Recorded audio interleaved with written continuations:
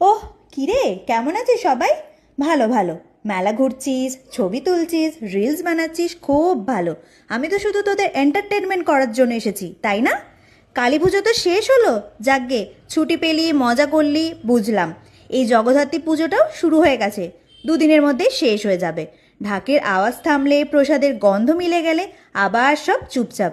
তখন কি করবি রে বাবা? তখন তো আর বলতে পারবি না পুজো শেষ হোক, তারপর পড়তে বসবো।